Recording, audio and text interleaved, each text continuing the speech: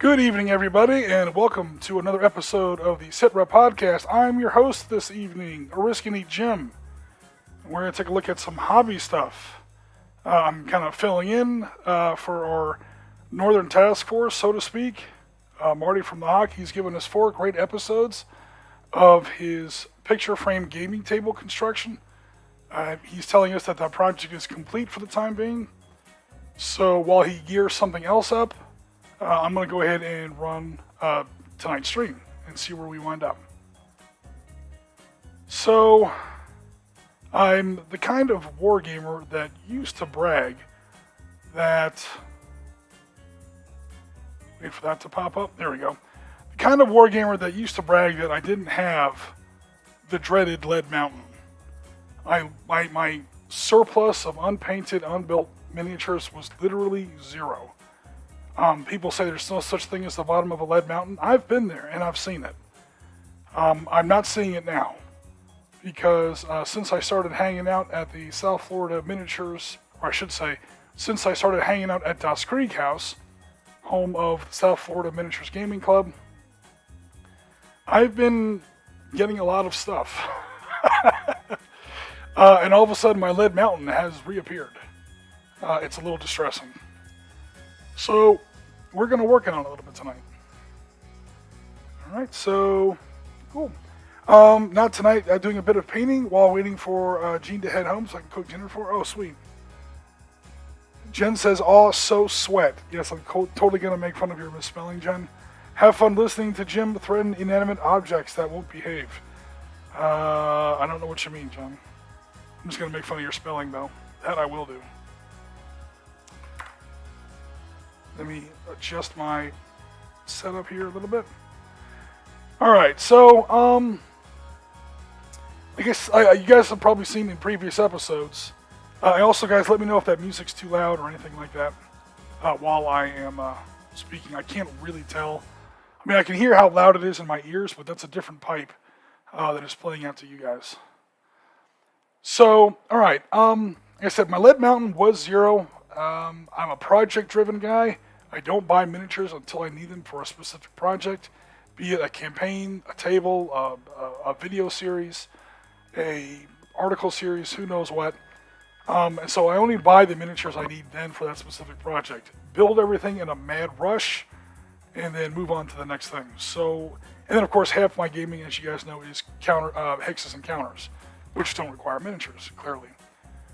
So it's actually pretty easy for me to keep my stuff down to a minimum. However, I started hanging out with Mark Ritchie at the again at Dawes Creek House and South Florida Miniatures Club, and he had this big pile of stuff that he sold me for like $1 a miniature. Granted, some of the miniatures are going to be usable only as terrain. So we have the remnants. Now I do have the wings and the rocket pods and all that, but I do have what's going to be like a piece of terrain, like a charred, burnt out Mi-24 Hind gunship, or at least Hind, that's the NATO name. The Russians have several names for it depending on the version. But I've got the other pieces for it. So some of the miniatures were, obviously a little beat up. Let me get my focus tool out here, so you guys can see what I'm talking about. Yeah, some of these are like obviously beyond redemption. That's okay, because I actually could have used this about, say, just as a quick example. I mean, I could have totally used this 2 years ago when I was setting up the Marines Assault, Task Force Rippers Assault on Kuwait International Airport, 28 February 1991. Could have used some crashed aircraft on the tarmac. I did have crashed aircraft on the tarmac. They were just not crashed, and they were the wrong nationality because they were the only 50mm aircraft I had at the time. So, I definitely could have used this. I also have I don't know what the heck this is. I mean, I know what it is, I just don't know the exact name or number. This is, long story short, take your first shot, what replaced the Mi-8 hip. So you can tell it's definitely a Russian bird. It's got those 2 big engines up there on top. And then I've got the rest of the pieces for it, some of the rotor assembly, some of the wing struts and stuff like that. Again, the bird is totally tanked. Again, usable for terrain. Also got a Black Hawk here at 15 mil, completely crashed out. So that might be useful in a Black Hawk Down kind of a scenario. But a lot of the other miniatures were brand new. Some of the miniatures are actually still in the bag. There's some 3D prints in here. There are some other resin, plastic, metal, all kinds of stuff. So I've been slowly chipping away at this stockpile. He gave me a bunch of aircraft I showed you guys last time. Oh, let me fix my focus here. Because, of course, my autofocus doesn't work, so I have to do it all manually. Which I showed you guys before. And then since then, John, who's in the chat right now, hooked me up with another 20 millimeter 1:72 scale Black Hawk. So now I've got two of them, because that's what I needed. I needed two gigantic, like 17-inch 20 millimeter miniatures. I'm running out of room fast, guys. Big time. There's no dice involved tonight, nothing that he can threaten. Come on. The only thing that I was fixing to threaten in last Saturday's game was when literally the entire room was attacking me at once. And yes, that includes my teammate, and yes, that includes the game referee. I was crossing an American-held bridge with some of my German Schützen armored infantry, and then John got a little froggy with the satchel charges. He started throwing them like Charles Barkley from all over the friggin' field. The other American player, Steve, started throwing satchel charges and anti-tank fire and 50 cals. I called in artillery support for my teammate, who then had short rounds, and he landed on my building, and he started killing my own guys, right when the referee changed the scatter rules. So for that turn only, because it was a weird special case. And of course, due to this slight nudge in the scatter diagram, those rounds landed on me. So literally everyone in the room was attacking me at the same time. I said, you know what, it's time for me to go down to the corner and just, get a drink, because I had run out of water and I was losing my voice. That was like an 8-hour game or a 7-hour game. And then couldn't find my keys. So it was a bad 20 minutes of gaming for a second there, but it all worked out. Turns out my keys were in my stupid book bag the whole time. That's on me. And our German infantry, although that squad was pretty much wiped out, spoiler alert, well, I won't spoil it because those videos are coming out shortly. But the Germans ended up doing not too bad in that game. So, meanwhile, back here to the hobby table. This A10 Warthog is probably about 50% complete. I've been picking at this for a little while now. I don't think I'm very good at planes. I'm realizing I'm much better at tanks than planes. Nevertheless, this is coming along okay. What I'm going to do is remove the wheels, which you can't see because I don't have them in camera. So I'm going to remove these wheels. I'm going to drill a different bottom there in the undercarriage, set it with a nice flight stand. Pretty much I'm going to make the plane airborne. And the nice thing about this, last time you guys saw this piece, it was in several pieces. The wings and the fuselage were okay. The engines were not there. The wings were not there. I should say the elevator, the tail wasn't there. The two tail fins weren't there. There was no nose at all. I had to scratch build a nose from wood and slap it on there. This thing was in pretty rough shape. But we did do a little bit of a miniature rescue on it. Again, I'm not done with it. Obviously, I still have to do all the undercarriage. She is not green. No, she's not. They don't make A10s in green anymore. They are mostly in this sort of NATO standard dark gray dorsal, light gray ventral kind of markings. This is what you saw mostly in Afghanistan and Iraq. I'm going to also use this for Desert Storm games, clearly. Where probably some of them were green because they flew them right out of Germany and Alaska. And upstate New York is where I think most of them were. But the cool thing about it is that she's exactly 6 1/4 inches long. Now this wasn't even a model kit, this was a toy. You could tell by the way it was built. It was a straight out toy. The whole thing was only 6 pieces. And she's 6 1/4 inches long. If you do the math on that, that's almost a perfect match for 1 to 100 an A10 Warthog. So that's a true 15 millimeter Warthog. Some people are kind of surprised by this, although again I keep going over it. This is a standard tank of World War II. This is a Mark IV, workhorse of the Wehrmacht, versus an A-10. So clearly, aircraft, ooh, that's a massive smudge there. I'll fix that as well. Better yet, I'll cover it with my thumb for now. Clearly, there's a massive differential between, some people are surprised at how big aircraft are when truly to scale with land vehicles, which is why most of the time when you buy a 100 millimeter or a 1 to 100 or a 50 millimeter game, the aircraft are in 1 to 144 or roughly 10 millimeter. Also, another reason I'm not done with this yet is, number one, it's big. Number two, again, I'm not so hot when it comes to aircraft painting, as you can tell. But on top of that, the decals are coming in. I went out and ordered some standard sort of water transfer decals. So the decals are going to have to go on there. The matte varnish is going to have to go on there. This thing's got a little ways to go.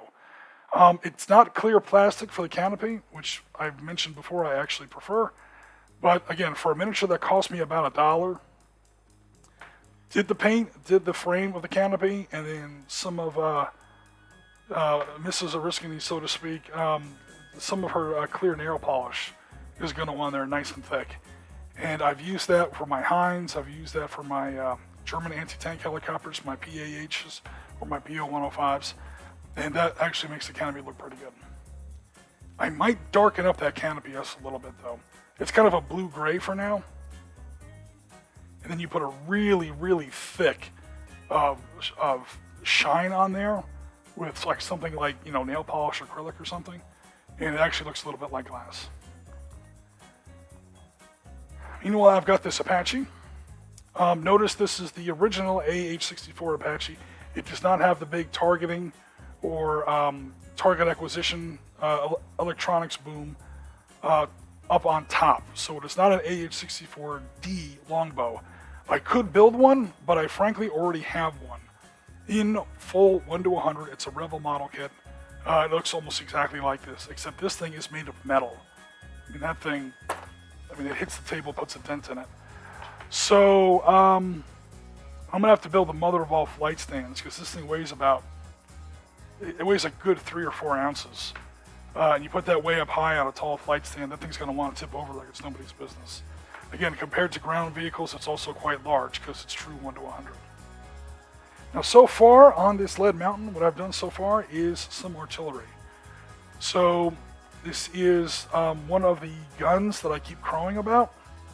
It is a German 7.5 centimeter infantry, light infantry gun. Modeled 1918, or I think they call it like light infantry Geschütz 18. So it technically was designed in World War I. It didn't really see service until World War II. If you have any kind of a German force in World War II and you don't have one of these little ugly ducklings, you should really go out and get at least one or two. Because like literally every German battalion had at least a section of these. Every German regiment had a battery. And that's not the Panzer regiments. I'm talking about the lowly grunts. These things were, I'll put it to you this way, these things were drawn by horse half the time. Literally every division had one of these. And this thing will put a nice 75 millimeter high explosive HE frag shell into Allied bunkers, barns, buildings, slit trenches, pillboxes, foxholes. Things you're going to be shooting at a lot more often than enemy armor. So if you're a German World War II player, get at least a couple of these. Got another little field gun here, and a larger. This one looks a little bit older. It still has spokes in the wheels. So, got these, painted them up pretty quick. It doesn't take much to paint an artillery piece. I usually just do the wheel, again, also in 15 millimeter. I just usually do the wheels, and then whatever kind of a base coat, a good wash, a few highlights, and then a dry brush. At least for me, the real kick for artillery pieces comes in the base. So I made a base for them, and those three are actually done. So out of the whole lead mountain that I have suddenly had erupt on my hobby table, 3 pieces are legit done, along with a fair number of aircraft. That 20 millimeter Black Hawk is good to go. It's already on my completed shelf. 2 American aircraft in full 1-100. My P-38 and my looks like a Wildcat is done. My ME-110 is done. They're pretty much okay. Unless I want to go back and put some propeller blades on them, they're pretty much finished. Everything else here, however, is not. So again, I'm waiting on the decals, and I've got some painting to do. I've already done the structural repairs, a lot of repair work on this thing. It was basically in pieces when I got it, and it was missing. It had no nose cone at all. So a little bit of painting, actually quite a bit of painting, decals, marking, stuff like that, and all these weapons underneath. And then she'll be ready to go. I already had a completed Warthog, but she was in 20 mil. So now I literally have 2 Warthogs. I have some modern stuff in 1-100 for Team Yankee, and I don't really play Team Yankee, but mostly for 7 Days of the River Rhine. And then I've got a big 20 millimeter 1-76 really, A10 for my smaller scale skirmish stuff. That's in 20 mil. Catch up on Mr. Chat here. Make sure I'm not missing anything. Is the hip 3D printed? Great question. It looks like it. It's either actually, I don't know. Let me get the focus going again. And you guys can tell me.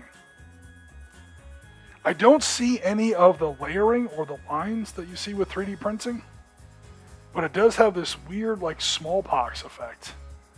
It's got like little pits and bubbles in it. I don't know if that's a 3D resin print, or I don't know enough about 3D printing to be honest. If this was a model I wanted to build and like have on my table, I would be a little dissatisfied. I might try to sand that down a little bit. But again, this thing is going to be wreckage, and who knows, maybe some of those are small arms fire. And the rest of the pieces are over here in the box. I won't get them out unless you guys really want to see them. But the short answer is I don't know. If this was 3D printed, it's a long 3D print because this thing is solid. It's not hollow, you can tell.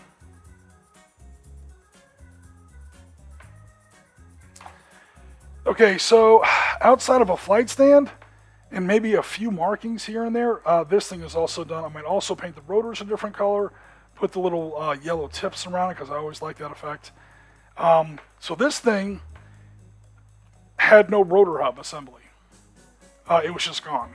So I had to make a new one that's simple wood, shaved down until it actually fits into the well, and then fits into the rotor hub itself. It doesn't really spin freely, like you can't like. It's not like an old board game kind of a spinner, but it does still rotate, and it's fine. I'm afraid if I make that centerpiece, because it is only wood, if I make that too thin, it'll break. And other than that, yeah, I'm pretty happy with this. Once I make a flight stand for it, that's going to be the challenge for this, because again, it weighs a ton. I did get 2, now I know these are 3D printed, 2 T-55s. They are going to be added to what's becoming my generic Arab force. Let me get my focus fixed here. So this thing has already been base coated, and it has now, or I should say primed and then base coated. So yeah, I'm putting it clearly in some sort of desert markings. This would work with Egyptians, 67, Egyptians or Syrians in 73, Iraqis in 91, or I mean, let's face it, it's a T-55. You could use this in half a dozen conflicts around the world to this very day. T-55s, I've often said, are like the Shermans or the T-34s if you're into modern wargaming. You can never have too many, because you can use it in 10 different, settings, markings, colors, base colors, stuff like that. I also have the beginnings of a Merkava. Looks like a Mark I. So I'm building this one. It did come white. I guess someone was getting ready to start it. It was primed white. A little bit of repair work, fixed that. Then reprimed it black. And again, I put it in Golan green. So people often ask, again, I won't go through the whole spiel again because I went through it in my last live stream. What colors do you paint Israeli armor? and it depends on where they're deployed. If they're deployed, well, nowadays they're going to be mostly olive green because most of Israel's troubles are to the north. You got Hezbollah, you've got all kinds of problems up north. The Syrians, although they're kind of falling apart by this point. You could kind of say the same about the Iraqis. The Jordanians have finally kind of calmed down a little bit. But most of the problems up along the Golan Heights, again, that's not really desert up in that part of Israel. All through Galilee, going towards the River Jordan, leading into the Golan Heights. That's more of a green, and that's the color that you see most of their tanks usually painted. So what I had to do with this one was break off a couple pieces that I didn't like. I don't know what they were. They were clearly added, I could tell when I broke off that they weren't part of the integral cast. It was like some kind of weird, like futuristic kind of a thing. So I got rid of those, and I replaced them with what I find on most models, or most photographs of pretty much any Israeli tank.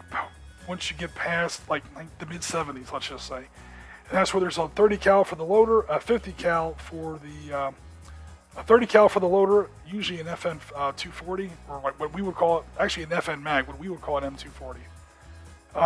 Some sort of 50 cal, usually a Maul Deuce. For the loader, that's kind of a reverse of what you see on most American tanks. They usually reverse that. And then this weird, almost remote-controlled 50 cal they put right over top of the main gun. I don't know if they're using that as a replacement for a coax or what. I don't pretend to understand Israeli tank design, especially when it comes to the Merkava. There's a lot of really weird elements to the Merkava. The Merkava is a very, very misunderstood tank. Some people call it the best tanks in the world. I asked them what they're smoking. I would say it's the best tank for Israel. It was designed for Israel, by Israel, and made to accommodate their specific factors when it comes to tactics, doctrine, and pretty much their strategic position. This tank would be eaten alive on the battlefields of West Germany had that conflict ever kicked off. This tank wouldn't have made it into Gulf War I. Ironically, it would have done pretty well in Gulf War II, because again, it's got different features. So again, I don't pretend to understand, so if anyone's got questions about the Merkava, I'll do my best. I don't pretend to be an expert on the Merkava. I know a lot of what people think they know that they don't know, because again, it's a very misunderstood tank. So long story short, take your second shot. I'm just building it the way I see it. And I am slowly building up a 15 millimeter IDF force. You guys have seen the tragic results that were my M48s. Wouldn't you know it? I was looking at my bits box the other day for these guns. I have 5 105 millimeter L7s, spare ones, in a bag. Don't get me started. I might take another swing at those M48s. Because, I mean, if you're going to do the Israeli Defense Force in the 1970s, my favorite, pretty much my favorite war after World War II is Yom Kippur, maybe Vietnam. And I need an Israeli force. I have a huge Iraqi force off camera here that I have built for Desert Storm. But honestly, this could be used for pretty much any Arab state. Just don't look too closely at that flag. If it's 2 stars instead of 3, it would be Egyptian. Sorry, if it was 2 stars instead of 3, it would be Syrian. If it had an eagle in the middle instead of 3 stars, it would be Egyptian. So unless you're looking at the flag, there's really not that much distinction. Outside of the platoon markings, I think only the Iraqi army used this platoon marking up here on the bore evacuator. But it's close enough, especially for a game. And this way I just had, because I've got a huge amount of infantry and tanks. 2 Shilkas, 5 BTR-60s, like 10 of these, and I just got 2 more once I finish them up. So I've got a big, big force. And then I also got some World War II stuff. This stuff I just got recently.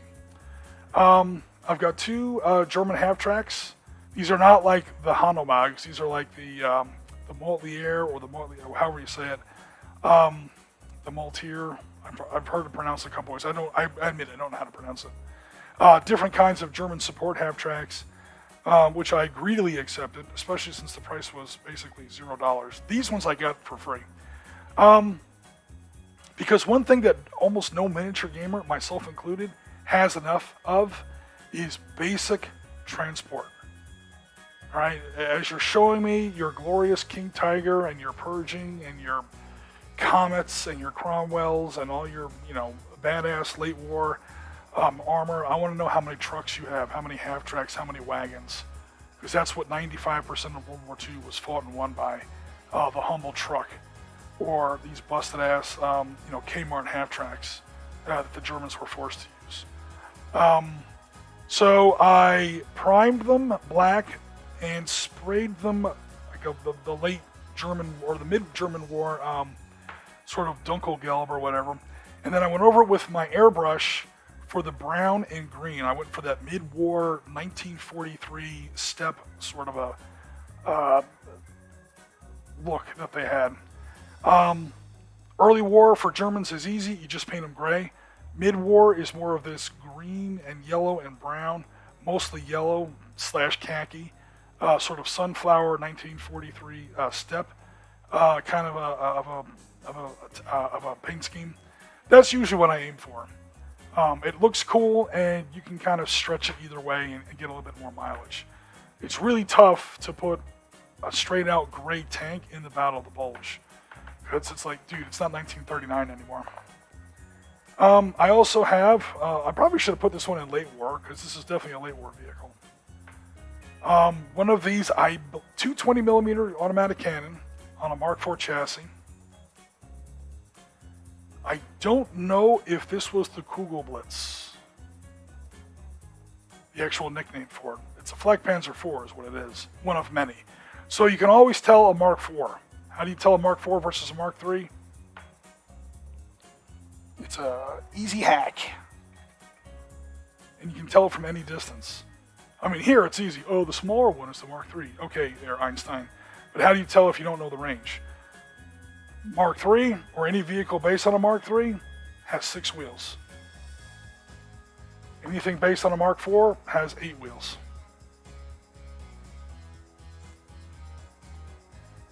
Speaking of a vehicle based on a Mark IV, I got my Broom Bar. Now, I've already got one of these, if not 2. Yeah, I've got one of these, now I've got 2. It's a pity that this vehicle is so rare.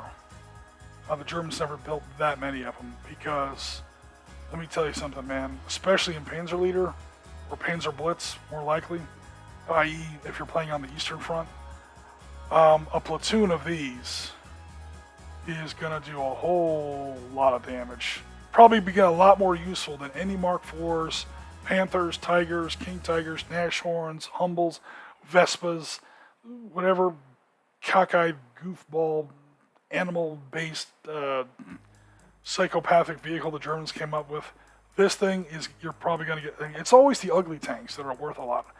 And these suckers, gigantic armor plate up front. Russian 85s had a hell of a time getting through that frontal glacis. And this thing would, again, a Stug 3 is great for knocking out light Russian tanks. Anything short of a T-34 85, a Stug 3 can handle with no problem. This thing, again, barns, bunkers, slit trenches, foxholes, basic infantry position, gun positions, if you want to clean out a town of anti-tank guns before you send your tanks in. It's got the range and it's got the hitting power. This is a 15-centimeter gun. So this is like a off-board artillery strike you have in your hand.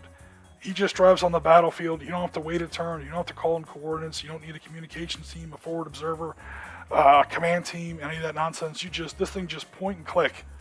It works like a camera, point and shoot, and it's done. It's done. It's done. Whatever just got hit is done.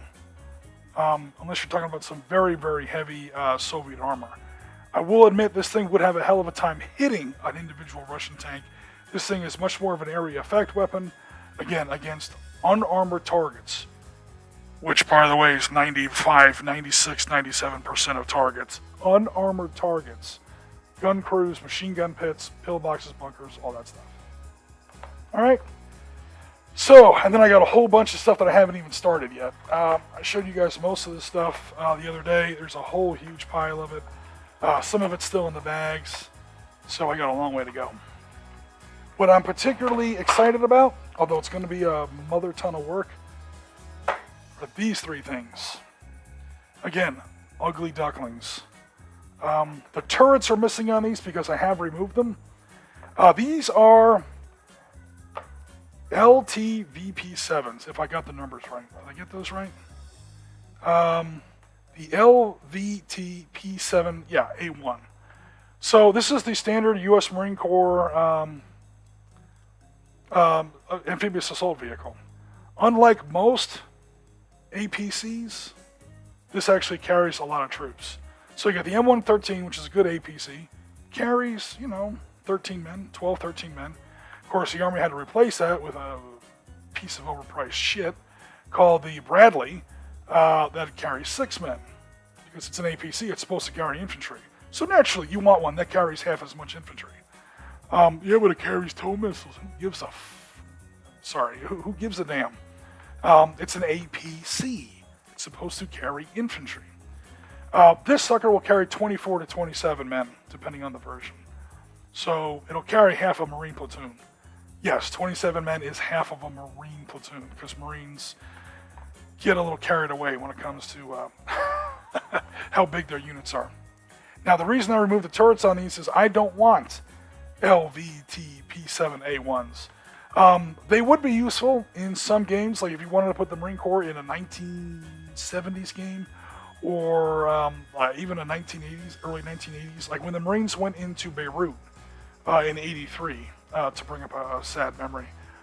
They were probably driving around in these. Probably the most infamous time these were used in actual combat, 2nd April 1982. Argentinian Marines used these on Governor's House when they took over the Falklands. Not when they were fighting the British, when the British came to take them back, when they took the islands over in early April. But other than that, these didn't see a whole heck of a lot of combat. What I want to do is, again, remove the turrets and replace them with these. So this is the right vehicle, right color scheme, wrong scale. These are 10 millimeter. Yeah, this is a 10 millimeter. There's my, oh, I got a bloody finger there. This is a 10 millimeter vehicle. This is how huge these things are. So I'll zoom in so you can see what I'm talking about, hopefully. You see that turret? That turret is totally different than what we were just looking at. This is the AAV, or the AAV7. It's basically an upgun version of these things. So you see the turret is totally different. It's got a much larger, more expanded turret, so you can get a commander and a gunner in there. And it will fire, actually there's only one hatch, but it will fire either a 50 cal that's now housed completely internally with its ammunition feed. It's also got much better smoke dischargers, so this thing can roll up on the beach and fire off grenades out of these 2 smoke discharges up here. And even more importantly, it's got this belt-fed Mark 19 40 millimeter automatic grenade launcher. This thing will put 40 millimeter HE frag downrange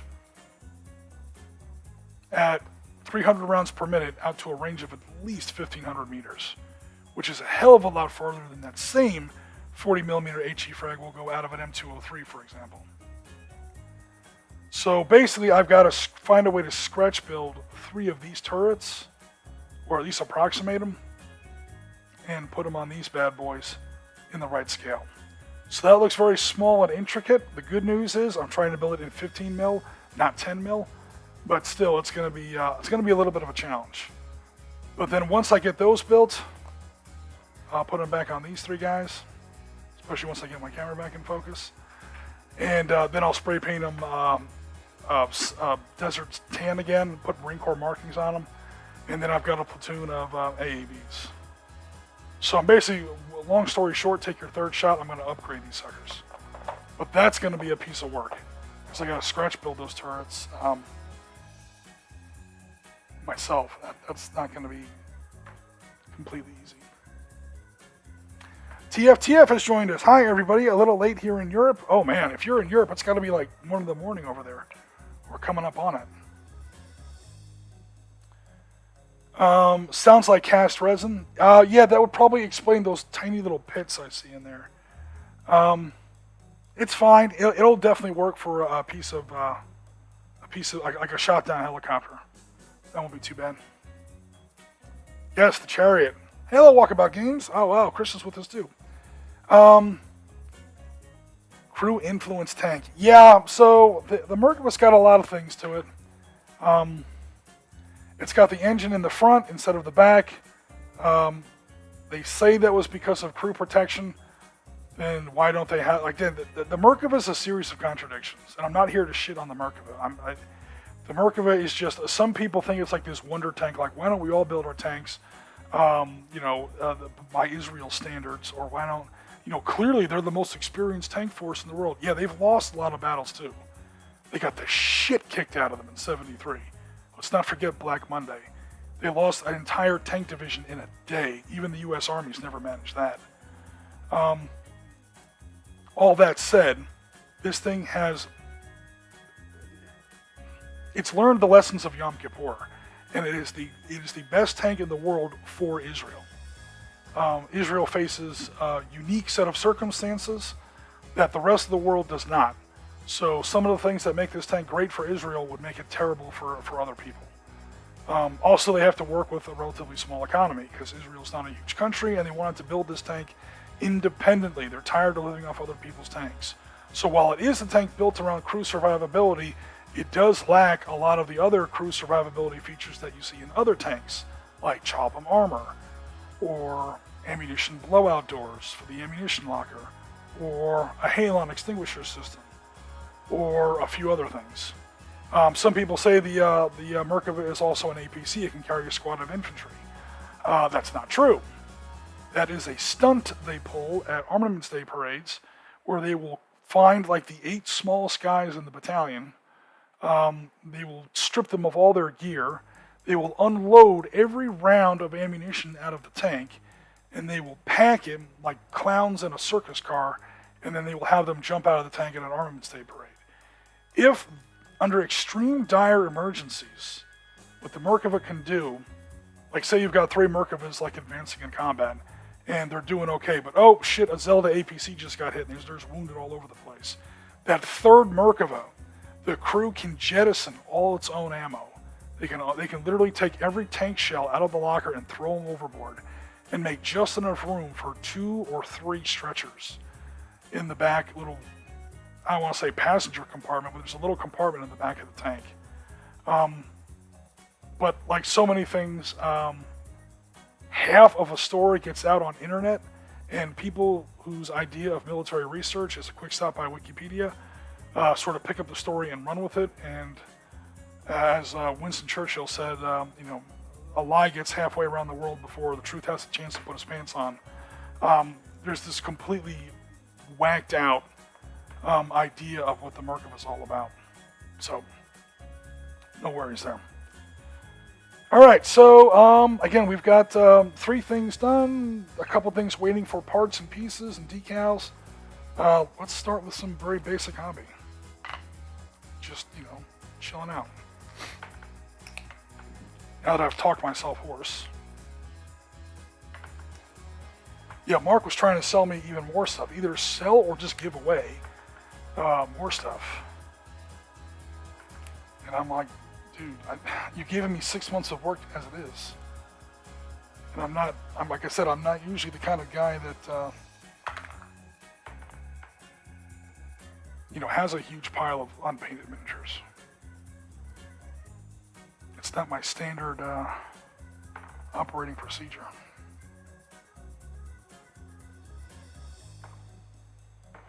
I tend to be a pretty slow painter. I don't have a lot of the fancy tools or materials. Like I don't, buy like fancy, clearly, Craft Smart, nothing but the best for you guys. I mix all my own paints, clearly. I'm not one of these guys that you see, his hobby table, he has like this giant rack of Citadel paints. with 15 different shades of. I was about to say 50 Shades of Gray, but I'm not talking about that kind of stream here, folks. He's got jokes, folks. Oh, for crying out loud! Here's the problem about mixing your own paint. Sometimes you don't get what you were aiming for. All right, one more try. This is for tracks, I guess I should say. And I always keep my tracks. Tracks are kind of supposed to be black-ish. A lot of people use different colors. I'm not sure what branch they served in or when the last real tank they saw outside of a museum. Tracks are almost always black. Because, well, first of all, they're like 50% rubber with the road pads and all that stuff on them. And what's not rubber is just caked with grease and oil. So I tend to put, also I shouldn't say that about World War II tanks, but modern tanks, which is mostly what I paint, tends to be a lot more black.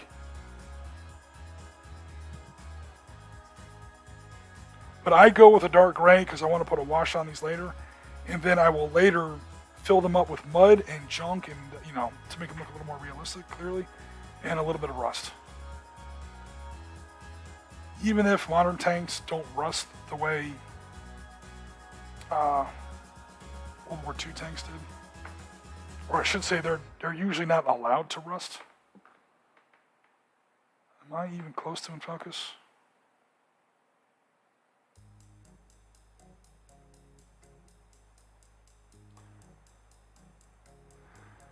Now I'll also say, before the quote-unquote experts see this live stream later, I can't answer for all the features on this Merkava. Some of them I've had to break off, and they look distinctly sci-fi. So this may have been a tank that somebody owned and tried to... because there are some parts of it that don't really look like a Merkava. And it's clearly the older Merkavas. Like the new ones, the turret is totally different. The middle ones do not have those... or the middle ones have like those little chains hanging off the back. Those little tank dreadlocks you see. This one doesn't have that. So I'm guessing this is an early model Merkava, although again, some of the features on here have either been altered or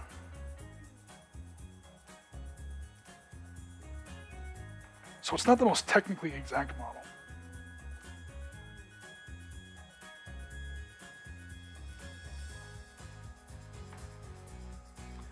I'll finish up first coat on these tracks and then I'll check the chat. Definitely appreciate everybody coming out. And I know I am a poor substitute for Marty. We're doing our best.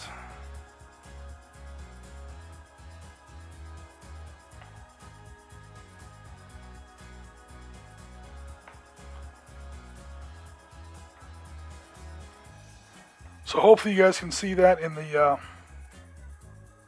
chat. This is not black, more of a dark gray. Also, the lights are kind of low. That's for the camera. Because if I put like real hobby light on this stuff, you guys would be like looking right into a camera flash. It would be tough to see.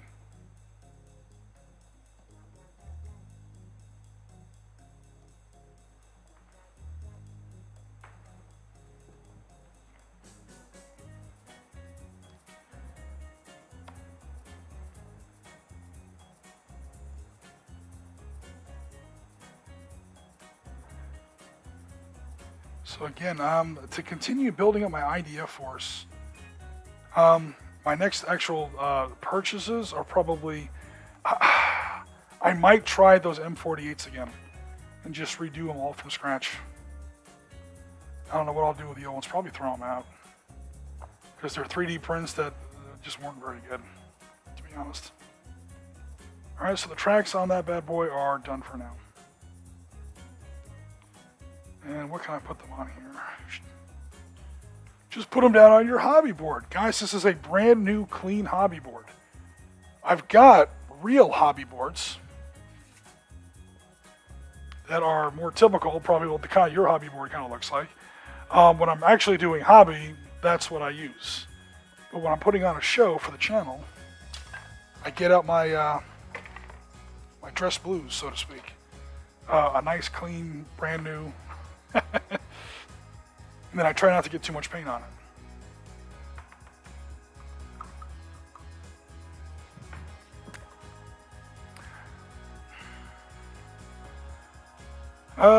Okay, so it is indeed made to make the crew survive. That's partially true, yes. Jim, if you have an A10, do you also own a OB10 Bronco? I have two A10s, so maybe I can use one as the OB10. I still can't believe that. So, and this is again not a problem with the game, but another thing I always like to squawk about in Team Yankee. So Team Yankee, the miniatures game, and this is not, again, I'm not squawking about the game. Maybe I'm making fun of the community, which is probably even worse. But every American player has to have an A10, it seems. And they bring A10s in every game, and there's always an A10 in their list. And because 80s, man, A10 is awesome. Dude, the Air Force didn't really use the A10 in the 80s. They hated it. Hated it. They started getting, I think they hit squadron organizational operational strength, I think in 77. So or at the very latest, the early 80s. And the Air Force hated them. They're like, what is this big, ugly, hump of garbage? This thing sucks. It doesn't even break Mach 2. I mean, why do we even have this thing? The Air Force in those days was run by something called the Fighter Mafia. It was a big cadre of generals that had all come up as Korean War and Vietnam War fighter pilots. And they did not believe in anything that wasn't a fighter. And the Army would pointedly remind them, hey, flyboy, wars are actually fought and won on the ground. You want to have something that can, engage ground targets. Help us out once in a while. And the Air Force, again, the Fighter Mafia guy was like, oh, man, don't worry about it. We got F-15 Strike Eagles that have, air-to-ground, those weird-ass, air-to-ground ordnance, and don't even worry about it. Dude, the Army did not want, or I should say the infantrymen, the guys who matter, the guys on the ground fighting, winning, and or losing the war. They don't want to hear about, some plane flying Mach 2.5 at 35,000 feet while T-72s are running over their toes. They wanted, the Air Force was encouraged to develop and deploy an aircraft that could, well, you guys know the deal, that could get down in the dirt, take a pounding. I mean, the A-10 can take damage like it's nobody's business, and deal out punishment like, Zeus with a hangover, man. I mean, the A-10, Jesus. Everyone talks about the gun. I'm talking about the Mavericks. I think it's the AGM-65 Maverick. I may have the number wrong. That's what kills tanks. I mean, everyone talks about the 30mm gun. Yeah, it's big and it's scary, but I guarantee you, most of the actual tank kills are done with Mavericks. Still, the thing has 11 hard points. The Apache has 8 for carrying God knows what. The Apache only carries Hellfires. Maverick's a bigger missile than the Hellfire. Longer ranged, more accurate, and everything else. So that was another thing the Army used to say. You guys got your attack helicopters. You got your brand new Apaches. Apaches were brand new back then. You guys don't even worry about it. You got plenty of air support against ground threats. And what got me on this whole tangent was the mention of the OB-10. The Air Force was phasing these things out after like 5 years. This is not a plane in our future. We don't want it. We don't need it. It doesn't have a role in today's Air Force.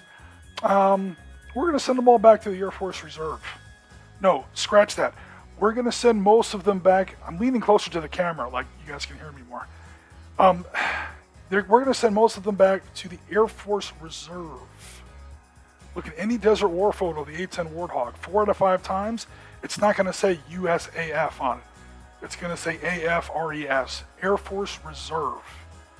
And then some of them they were using as the OV-10 Bronco forward air controllers.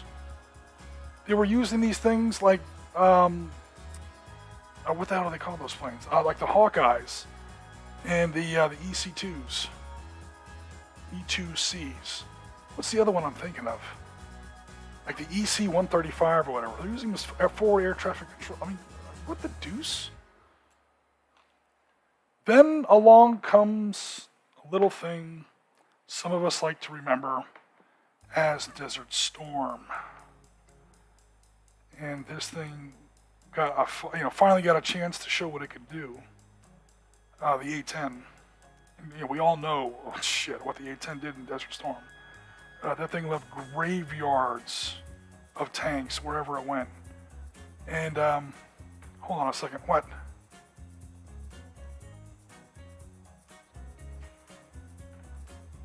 Don't worry about it. This thing left graveyards of tanks wherever it went. Jen was trying to tell me something wrong with our feed. We got a little border on our right-hand side. I'm not worried about it.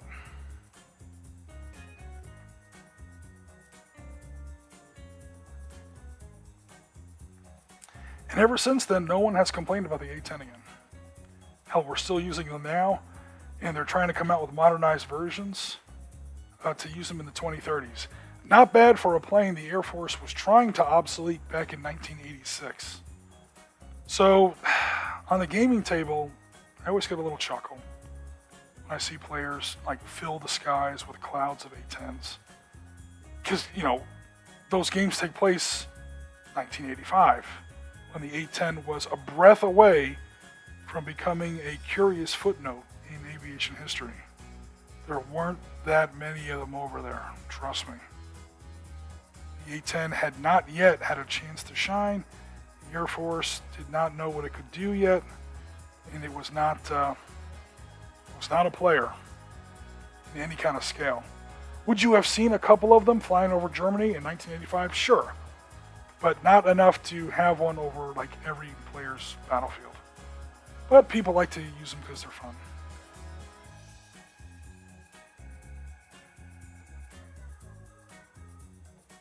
Switching to a different brush to get between these wheels.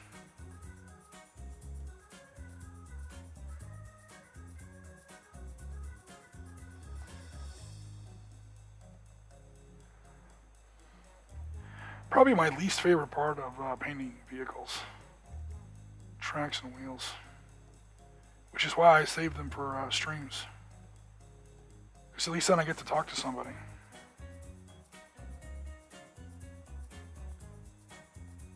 Because it gets boring.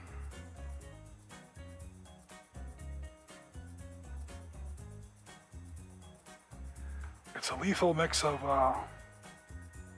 boring, tedious, and important, because there's a lot of them. Every vehicle of any description has wheels of some kind. Unless you're talking about one of those Russian Aerofan sleds or whatever. Hell, even wagons have wheels.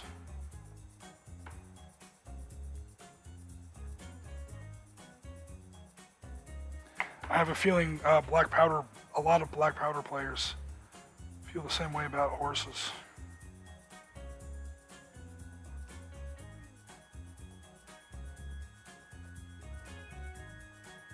I always love the Napoleonic Civil War and American Revolution button counters. Those shoulder boards, sir, those aren't actually correct for the Battle of Austerlitz. You know that those colors weren't implemented by the 17th Battalion, 14th Regiment, Kiss My Ass, Division, blah, blah, blah, blah, blah, in 1814. And then their whole artillery section is being drawn by horses painted in colors that didn't exist because that breed hadn't been invented until the 20th century or something. Like the people who will put that kind of effort into, the individual epaulets of, Napoleonic grenadiers. Those are those tracks and wheels pretty much done. And then when it comes to the horses, they just kind of like, oh, brown, brown. See, I did the smart thing. When I did my 400 figures of American Revolution, I gave all the horses to my girlfriend. I told her to go crazy. I said, don't worry about painting the kit or the gear, the saddles, the bridles, anything like that.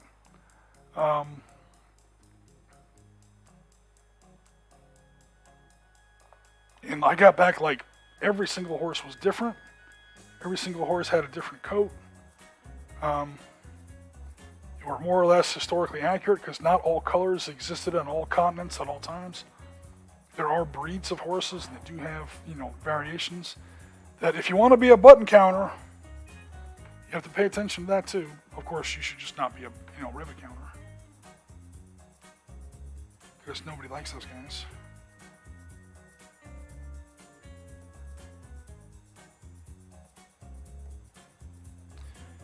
I mean, if you're into that kind of thing and you want to paint your army to that kind of exacting detail, go for it.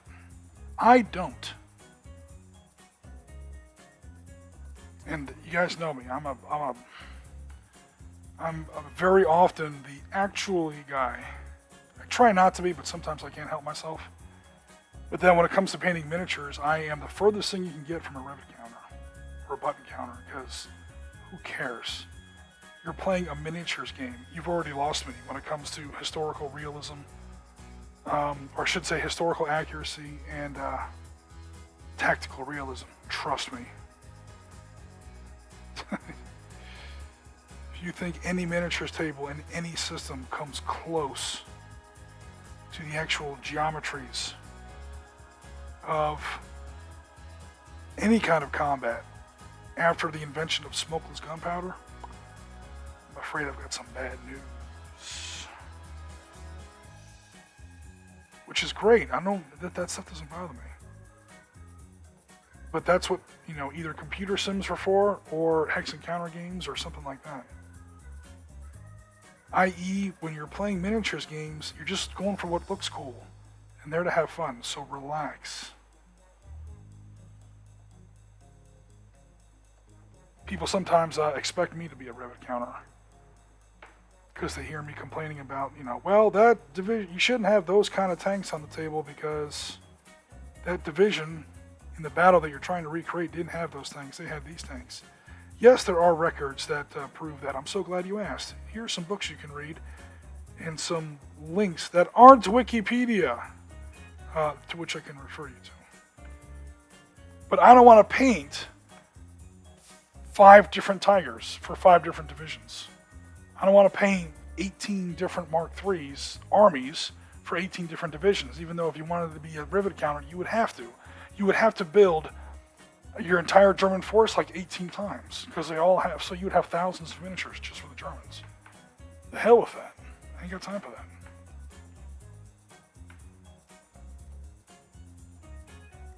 Which is my roundabout way of saying there is literally no point in being a button counter. And my message to you, if you're a rivet counter, especially if you're one of the annoying rivet counters that like squawk about people's tables, if you knew a little bit more about history, rivet counter, you would know not to be a rivet counter. So relax.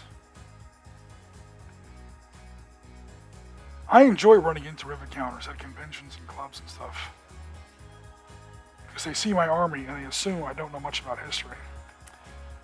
Yeah, they make that mistake exactly once.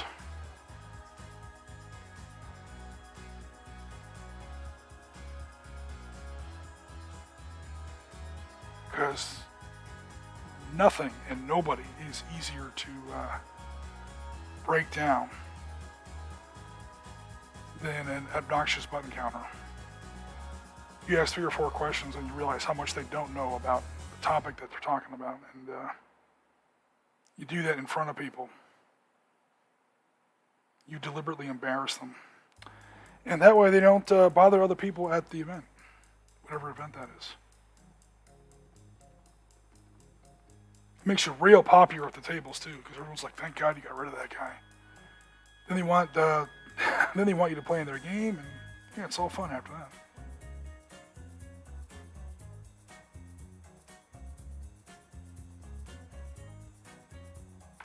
I mean, all war games are war games. Clearly, they're just games in the end. I mean, that's like beyond obvious. With no medium, is that more true than miniature gaming? Let's get real. No miniature system comes close.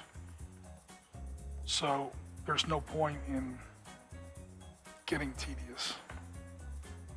Ugh, half tracks are the worst. Because I'm like, well, I hate painting tracks. And I hate painting wheels. Well, half tracks have both. And they're usually really small.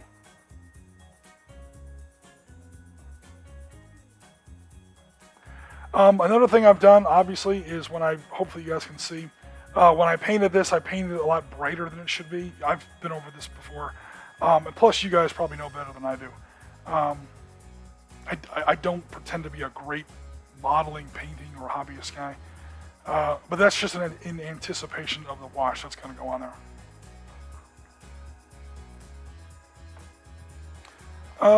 Let's see here. Okay, I got on 2 soapboxes there. One about the A10, one about rivet counters. So hold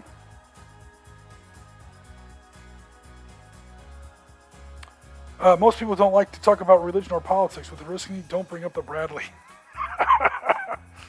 Oh, now, come on. Just because it proves my point about where all our military's woes actually come from. Damn these generals, damn these soldiers. Dude, it's civilians who cause our problems. Lobbyists and congressmen. But they've literally made movies about it, so I will not go into it. It just kind of boggles my mind when the Army has to redesign its organizational doctrine from the squad level up. So some congressman's kid can go to college. That's really all that was. Some lobbyist could, get paid.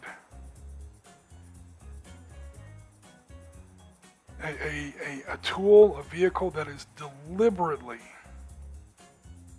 designed to be inferior. In case you thought the iPhone invented that.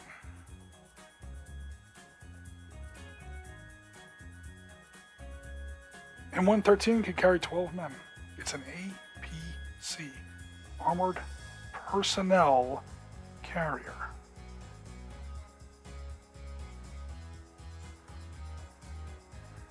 The only thing wrong with it, is once they brought the M1 in, Bradley the old M113 just couldn't keep up.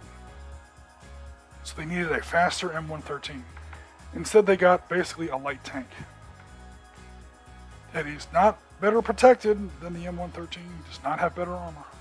Oh, the M113 was just too vulnerable. Really? At least it wasn't built out of aluminum. Like the Bradley is. Didn't come with a motorcycle bolted to the back. Because that was the thing. I think, in their defense, I think they've gotten rid of that since then. You guys see that what's going to replace some of the Blackhawks? Basically, the Army got jealous of the Marine Corps' V-22 Ospreys. And they pretty much want their own version of the Osprey now. It's got some big funky name. I can't remember the number, but they're calling it the Valor. It's got like 3 times the range and double the speed. I just hope they do a better job with it than they did with the damn V-22. Talk about civilians. The V-22 safety record in the 80s and early 90s. Goddamn thing killed more Marines than Mount Suribachi. I mean, it was like every week. I'm exaggerating, but that's what it felt like. Every couple of months, another one crashed somewhere, and like all crew, all passengers. That thing would carry like 25 Marines. That thing was killing Marines by the platoon. All the time. I think they finally got it to work, but that was just after like way too many Marines killed. And again, it's, so some civilian can get his little defense contract, and oh look, the factory's in my district, so I create jobs and get reelected. Fuck you. Civilians don't need to be making decisions for the military. No offense, you don't know what the hell you're talking about. We've got the body count to prove it. Never mind hundreds of billions in misplaced appropriations. And, Eisenhower warned us in his outgoing address. Beware the defense industrial complex. It's going to take over this country. Sure enough.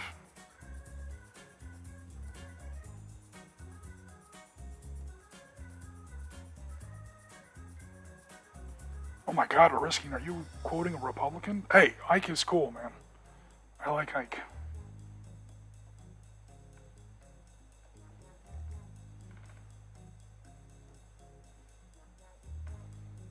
There are smart people on both sides of the aisle. Oh, yeah. So, do you have to stay in the room if he starts a rant, or are you able to leave and come back after 30 minutes? Are my rants that long? I'll try to cut them down. I thought you guys liked it when I rant. I started making movie reviews, and I specifically stuck to movies that I thought were good. Because I didn't want to be just one of those assholes on the internet who just, oh, here's a movie, or here's a TV show I don't like. Let me talk trash about it for 45 minutes, even though the episode was only 30 minutes. It takes me, an hour and a half to tear it apart. I didn't want to be another one of those guys, so I stuck with movies that I liked. And then everyone was telling me, do The Patriot, do Revolution, do Battle of the Bulge, do all these awful, awful movies. We want to see you lose your mind. We want to see you rant and rave.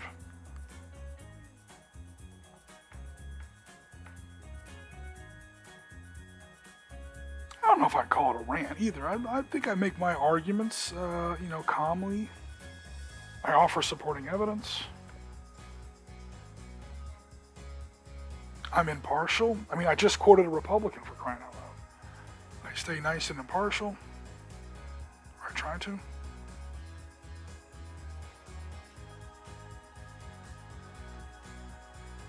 Is that in focus? Let me see if I can get that a little bit better. I realize my hand is probably in the way a lot of the time. Whoa! Let me try and get a little closer to the camera.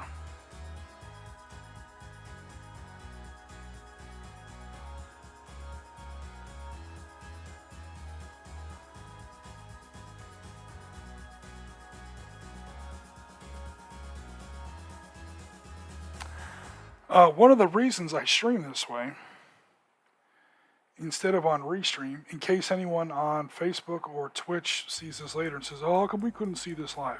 Well, you can. Come over to YouTube. It's a lot easier to stream in 1080p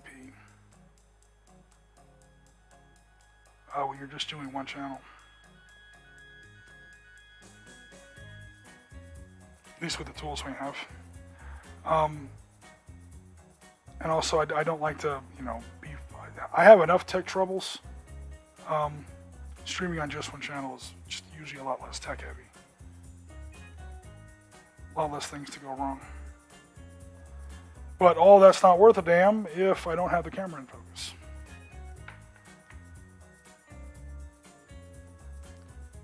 I try to stand by with the shot glasses and mitigate the danger. Jen, you have never been danger for me in your life.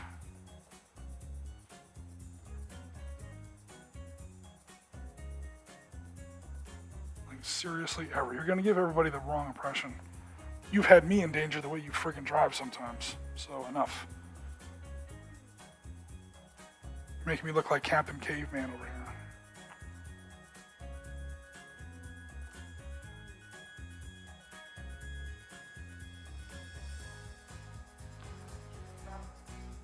Danger to property, she says. Oh, well, now the whole chat saw that and read it differently.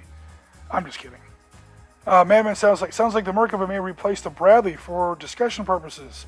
No, I have zero problems with the Bradley. In fact, Bradley almost embodies the opposite of what I'm talking about with the Bradley. So the Bradley is, well, the civilians are going to tell you what you need, and you're just going to have to deal with that. The Bradley is, okay, we just had a huge war, Yom Kippur, where our tank force got Sagar missiles shoved straight up its fundament. Again, Black Monday, they still call it that to this day.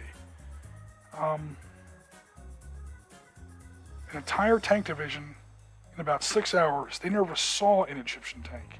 They didn't make it that far.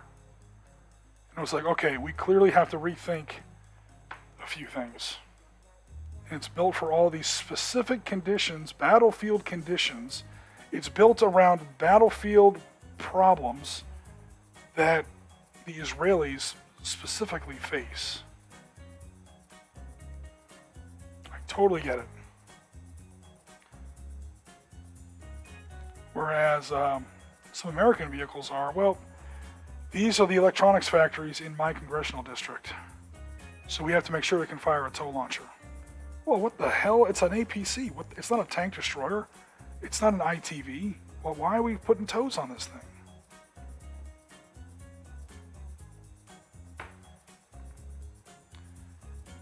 I'm pretty sure the 25 millimeter autocannon was in the defense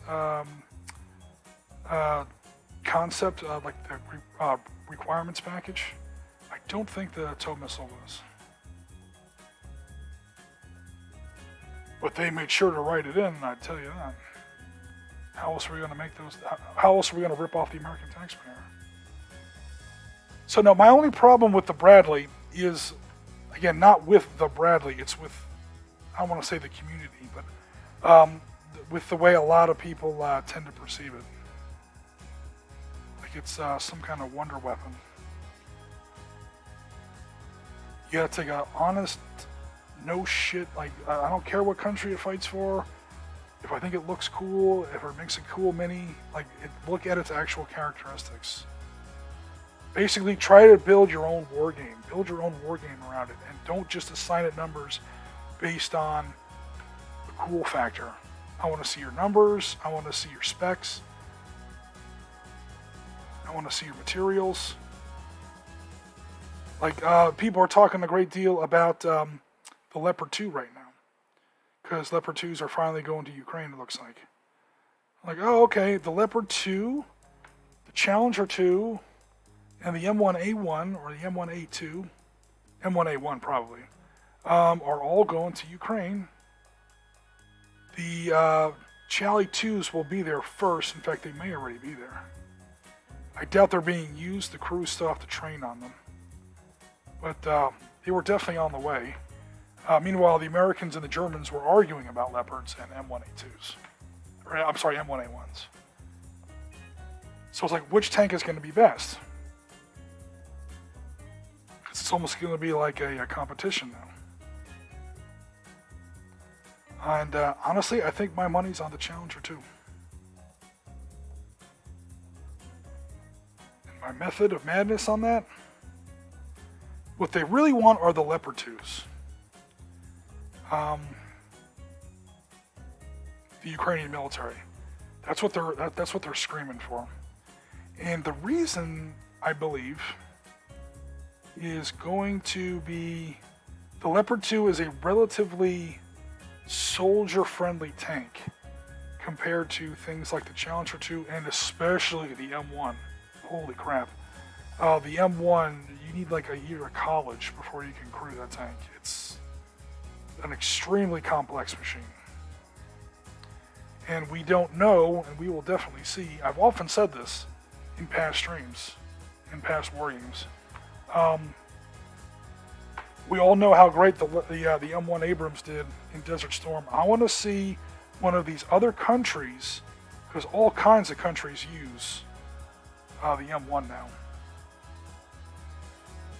I will go ahead and skip over the political debate in this country about whether or not we should be sending M1s over there. I think it's absurd to have that discussion. But, you know what? I said I was going to skip over it, so let me skip over it.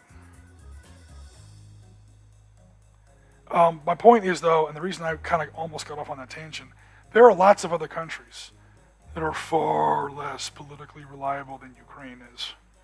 That have fleets of hundreds, if not thousands, of M1s already. Strange we didn't hear any of that squawking for that, but now for Ukraine we hear all the squawk. But I want to see, I don't want to see these countries get into these big wars. These are big military powers. But one thing that would be interesting to see on an academic sense is how well the Abrams is going to do in an army that does not have the U.S. Army's maintenance and logistical infrastructure behind it. Okay, the M1 has a maintenance and logistic infrastructure behind it, 7 echelons deep, and only the first 3 echelons are military. The back 4 echelons are all civilians, because only civilians have the technical training to fix the M1 if it gets damaged to a certain degree. It's insane how absolutely complex that tank is, how expensive that tank is. It is, one for one, pound for pound, the best tank in the world, full stop, period. That doesn't make it the best tank for your army. Again, we're back to that whole Merkava issue. It's the best for the American army because the American taxpayer has basically bottomless pockets, or let me rephrase that, the American tax base and deficit has basically bottomless pockets. So we can afford the M1, much more importantly, the maintenance and logistics that come with it. I mean, you basically need jet fuel to even turn it on. And the fuel got so bad that they invented the APU, the auxiliary power unit, just so they could turn the engine on and run, everything else and not actually have the tank turn its engine over. Like when you're in bivouac or when you're in lager and you need the tank on for the lights, to run drills, the comm system, the NBC system, climate control. You want to turn on the friggin' radio. Before you had to turn on the tank's engine to do that because the engine powers all the tank's electrical systems. The problem is every time you turned over the M1's engine, out the door flew $1,000 of fuel. So my point is they've literally invented entire new subsystems they can bolt onto the back of the Abrams that can sort of reduce the cost of running this thing. And those are the Americans. I mean, we're not even going to talk about some of these other countries that, while rich, they're not that rich.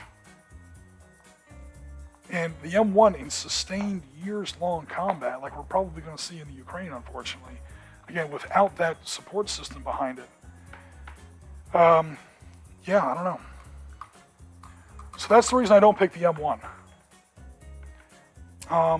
As far as what the best tank for Ukraine is going to be.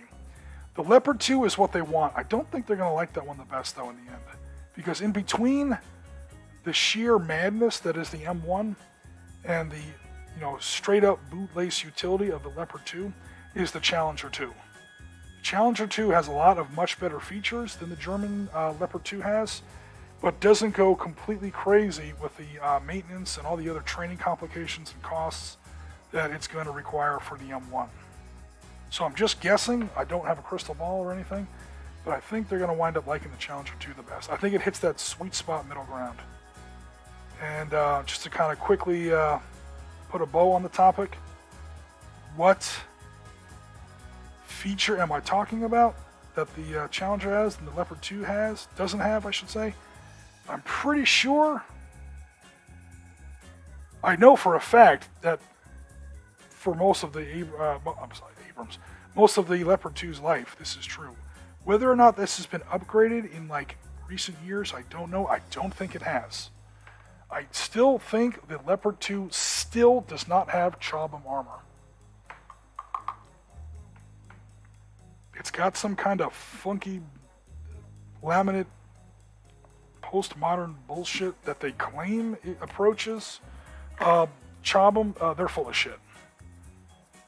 So the Leopard 2 has nowhere near the protection or survivability that the M1 has or the Challenger 2 has. The Challenger 2 definitely has Chobham armor. It's British armor. It's named for a town in Britain where they invented the stuff. Chobham is not some weird funky acronym. It's the actual name of the town. The lab where they actually, made the stuff. And the Chally 1 rolled it out. It was obviously the first tank to roll it out complete. Even the very first M1s didn't have it. They quickly incorporated it, though, that's for sure.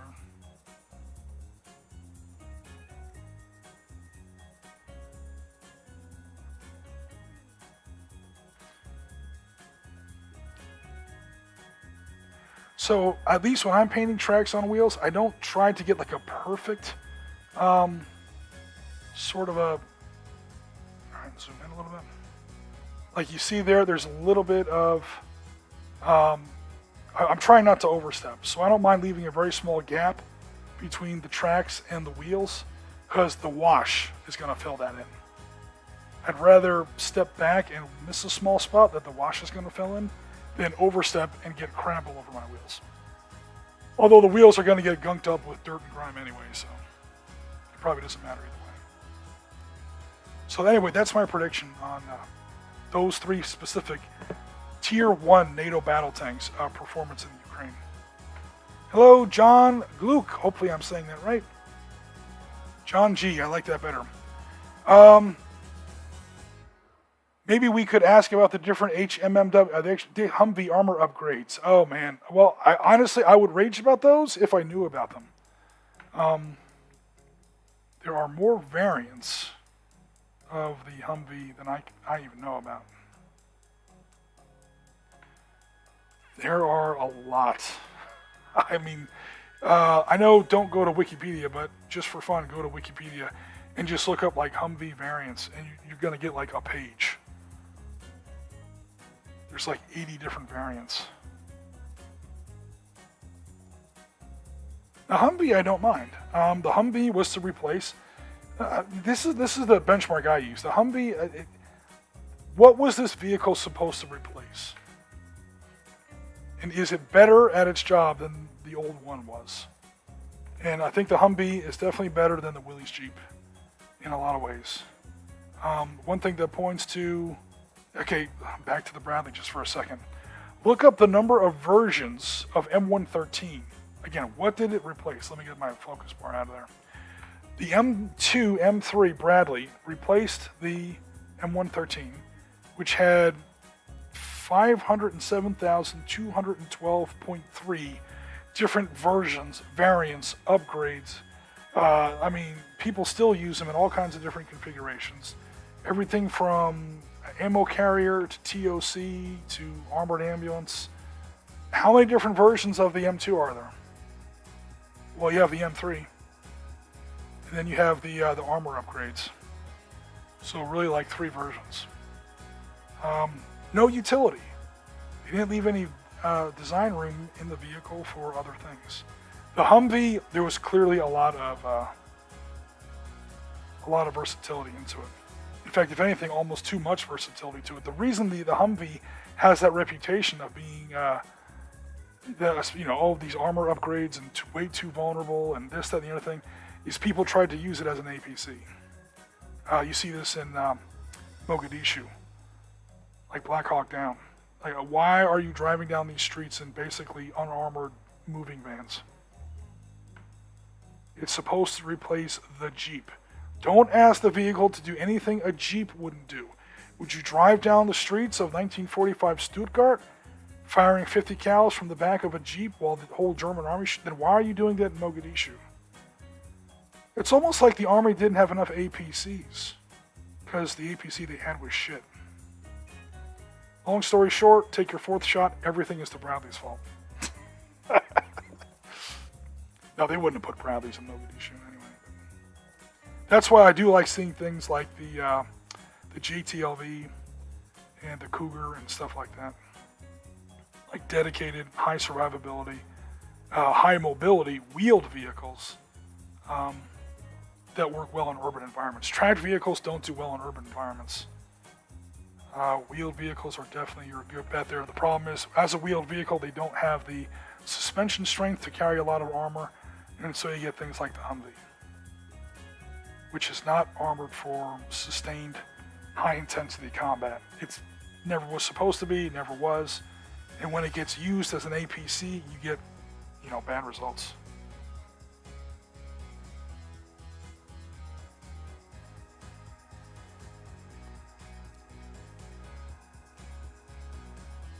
That's one side of that done.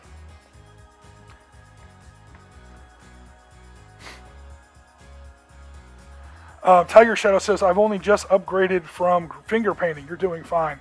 Oh, I've got quite a collection. I mean, I'm pretty happy with all my stuff. I just try to also not have it, I tend to paint armies, not vehicles. So if I'm painting a T-55, I'm painting, 5 of them, or 10 of them, or 20 of them. Once in a while, I get a special miniature, and I'll literally just take my time and paint the one, and it's almost like a surreal experience. And it comes out looking fantastic. Not to brag on myself, but that's because I'm only painting one vehicle, which I almost never do. Although you say finger painting, you laugh. I know you're kind of kidding there. I do still have the very first miniatures I ever painted. I didn't even have brushes yet. I literally painted my first batch of Mark IVs with the shirts and armor with Q-tips. And they're still okay as gaming miniatures. They're terrible as miniatures, as like models. They're not really handy right now. I'm looking in my case, making sure my gigantic belly isn't hanging out over the camera. All right, hold on. I see one way in the back. Oh, come here, you.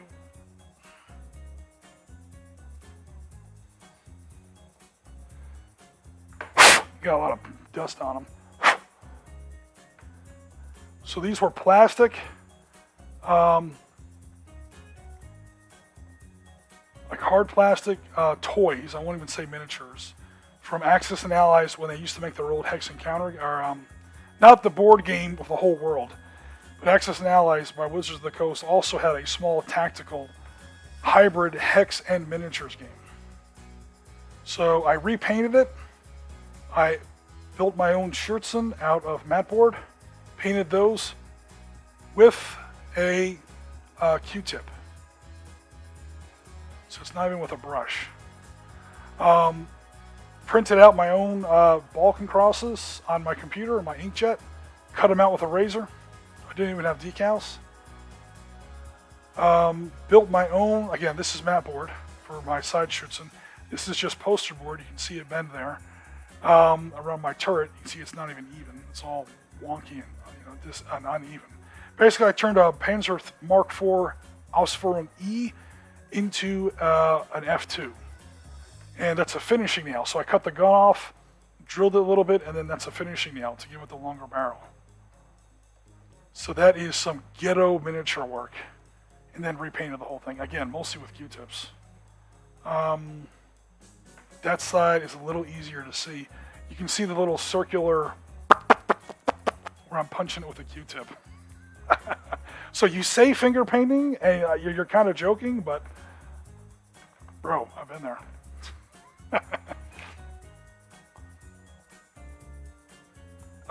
What's a club for if not gaming? And then getting shot full of stuff. You don't want someone who can. Hold on. What's a club for if not gaming? And then getting shot of stuff. You don't want to someone who can use it. Oh, okay, yeah. Yeah, in fact, I've kind of had to turn some stuff away from Mark, because Mark was trying to give me a bunch more stuff. Also, John, I think you were already in the stream. I did mention the 20mm Blackhawks, so now I've got 2 Blackhawks. When I'll ever use 2 Blackhawks in 20mm, I don't know, but I will use it eventually.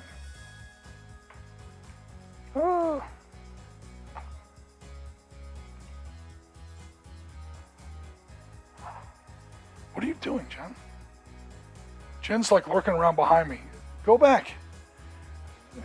I've already shown that. Don't worry about it. Thank you, though.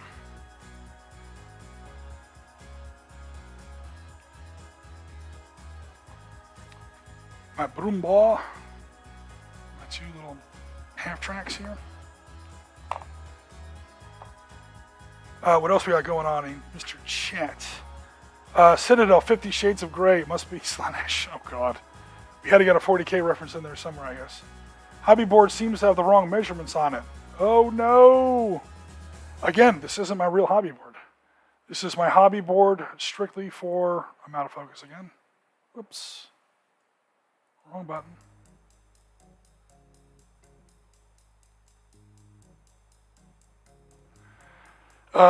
This is one of my hobby boards in real life.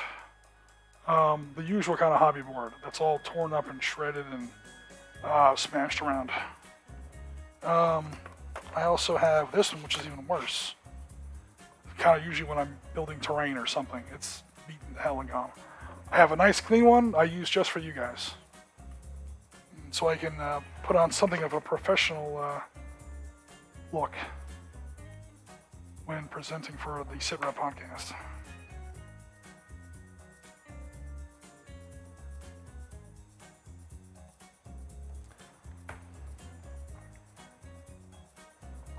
I don't know what you mean by wrong measurements. Because it's an imperial and not metric?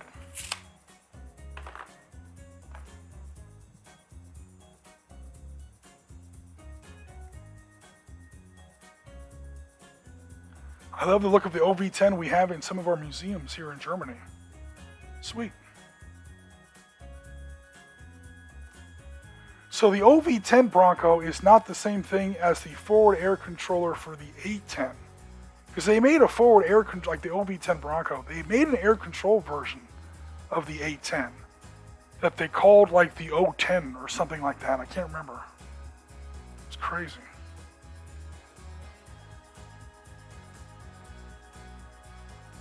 Jen says, no TF, you have weird, you weird Europeans use that measuring system that makes sense. We like our random no inches. Yeah, it's ironic that we still use what's called the imperial system. Thank you, Great Britain. And Great Britain was the first one to ditch the imperial system and go with metric system.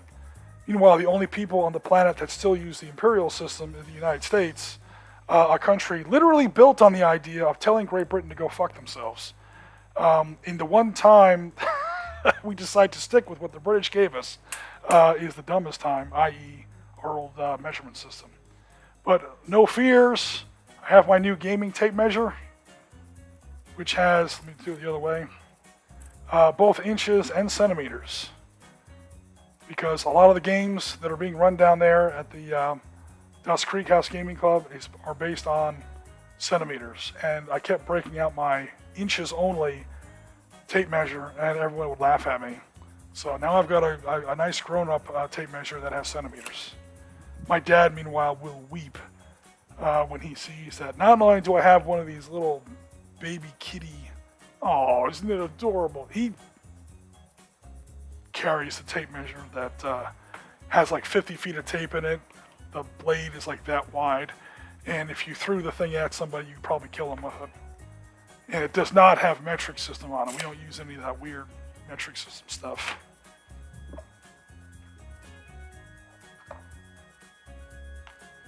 The problem is that he builds a lot of cabinets now, like kits that come in from factories from overseas, and they're often built in the metric system. So one way or another, he's going to have to learn the metric system.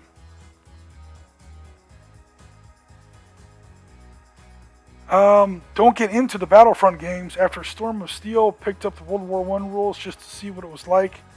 Oh, Alex, that Storm of Steel picked up the World War I rules just to see what it's like. He's refusing to do a review. It's just that bad. Okay, we've got a perfect storm there, John, when it comes to, I think I know what you're talking about. Yeah, Battlefront games,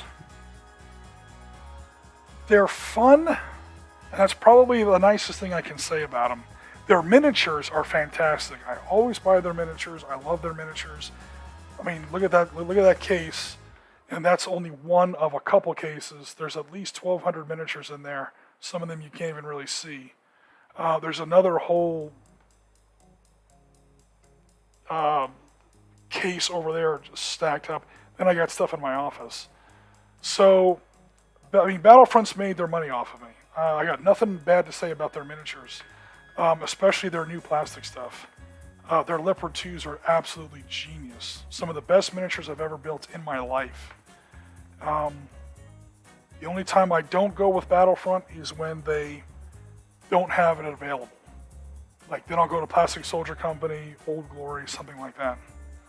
All that said, I'm not a huge fan of their actual mechanics or game systems in general. Point number 2. And I don't know if this is strictly accurate, But World War One games, and we went over this in our Remembrance Day special when we did 1918 Valor and Victory. World War One games tend to miss the mark a lot. And the reason they do so, they think it's all about trench warfare because they've seen too many movies. Like All Quiet on the Western Front. The new All Quiet on the Western Front, not recommended. Absolute trash. I don't know why that movie is getting such good reviews. I don't like it very much at all. But I've already kind of done my review on that. Maybe I'll do a more in-depth review later. But did not like it for a whole bunch of reasons I won't get into again. But it's these. I bring it up though because it's got a lot of the same misconceptions that. Here I am not on camera again. Okay, I moved my camera to show you my case, and now there we go. You can't see the tank as I'm painting it. Autofocus. And the other thing that goes wrong with a lot of World War I games, and this might be the case with the Battlefront game that you're talking about, John. World War I war games are usually not World War I war games. They are World War II games expanded. There's the problem. There's the problem.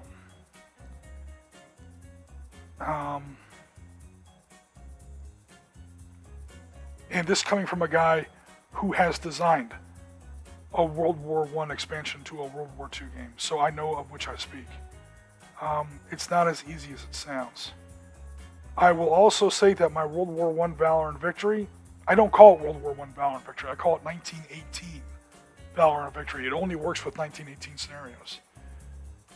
Before that, you get into a lot of other features of World War I that don't really translate into a World War II game.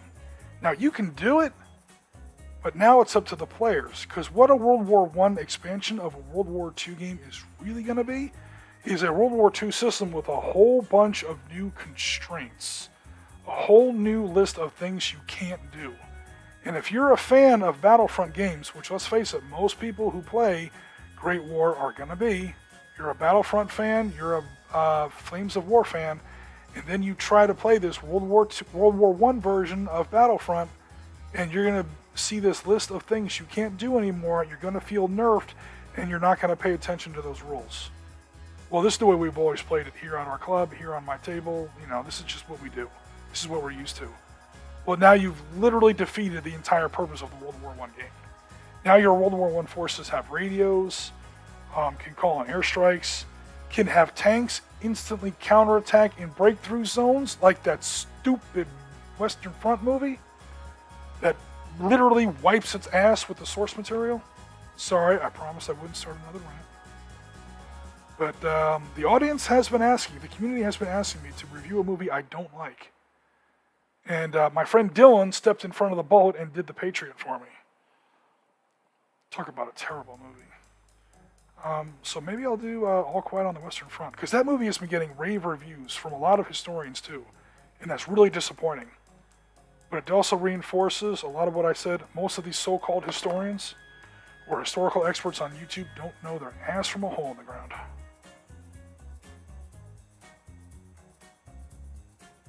Much less the source material of one of the most important novels of the 20th century. All these people who hate Rings of Power because it's not faithful to the Tolkien source material will then turn around and in the same breath praise All Quiet on the Western Front, the latest Netflix movie. I'm like, really? Have you ever read All Quiet on the Western Front? Evidently not. Sit down, Junior. So, yeah, World War I can definitely be done. I've done it. I've literally published a game, how to do it. It's not a game, an expansion on Valor and Victory, which is not mine. The expansion, 1918, is mine, but the game, of course, belongs to Barry Doyle. It is possible, but you have to... there's a couple pitfalls. And then, no matter how well you design the game, you're going to have to make sure it is explicitly clear in your rules to your community and your players Pay attention to these new constraints. I know they're a pain in the ass.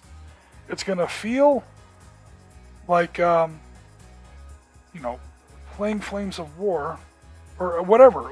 Again, most World War I games are expansions of World War II games. Whatever your base World War II system is, it's going to feel like playing your favorite World War II system with, one hand tied behind your back. And that's the way it's supposed to feel. So these new constraints and these new limitations in the rules, pay attention to them. Look at them as new challenges. Can you beat your opponent with one hand tied behind your back?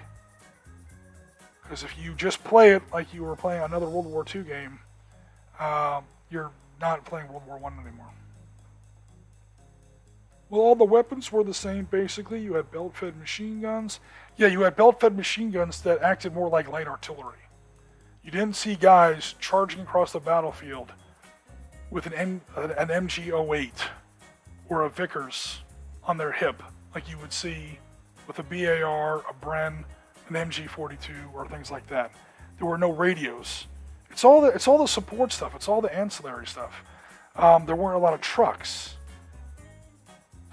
like there were in World War II. There weren't any radios. They had they had lots of telegraph communication, but almost nothing wireless. So there goes your tactical flexibility for calling in artillery strikes. Artillery strikes have to be done completely differently in World War I. Everything's got to be pre-sighted. Everything's got to be pre-planned. Again, it's a World War I system is going to be more or less a list of things you can't do anymore in your favorite World War II system. And it's going to feel like a pain in the ass. Well, yeah, you've stepped back in time 25 years.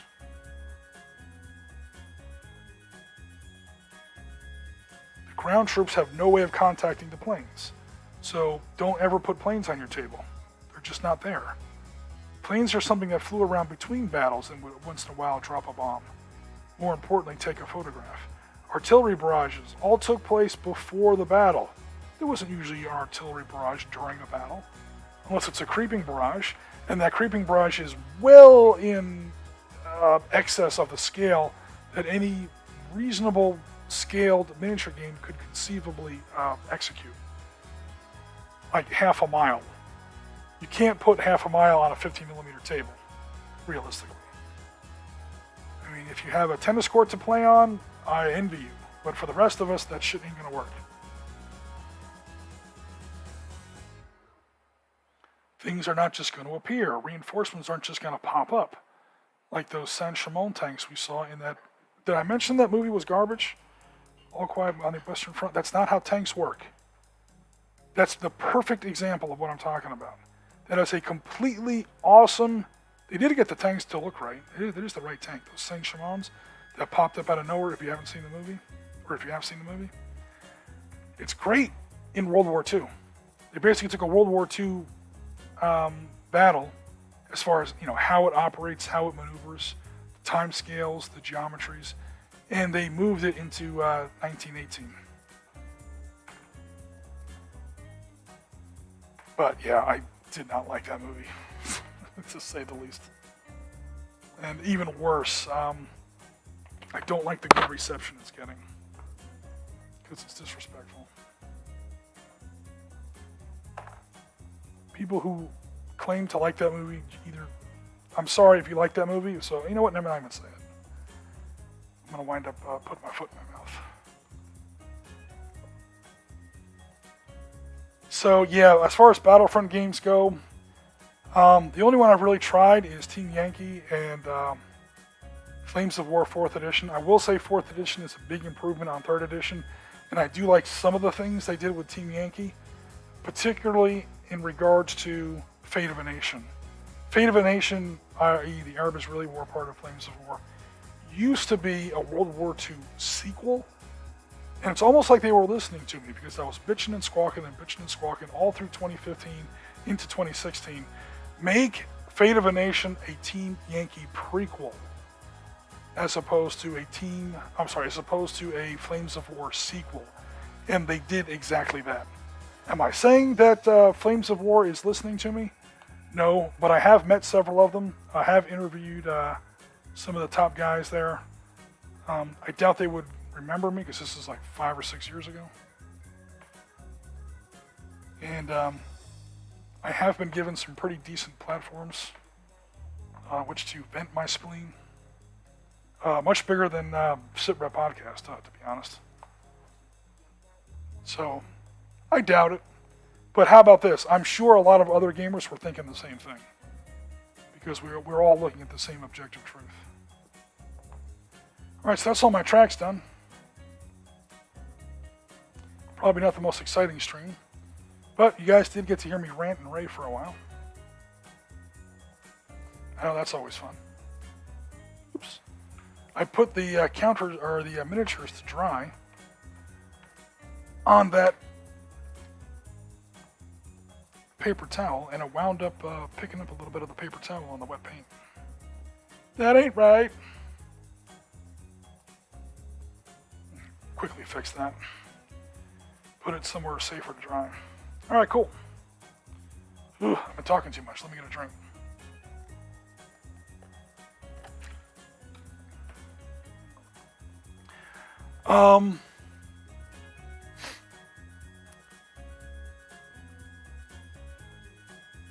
Oh no, John S. This is the best time, or that is the best time to do a review. Have a couple drinks and let the sarcasm roll. There you go.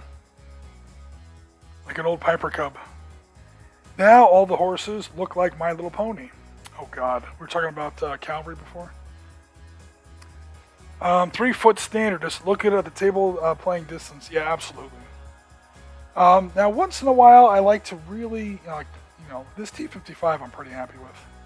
And I've got a decent legion of these guys. Get it to the proper focus. So those Iraqi markings are hand painted. Come on with the focus. I'm actually halfway proud of this time. So those Iraqi markings are hand painted. The Iraqi flag I printed myself and then just pasted on there with super glue.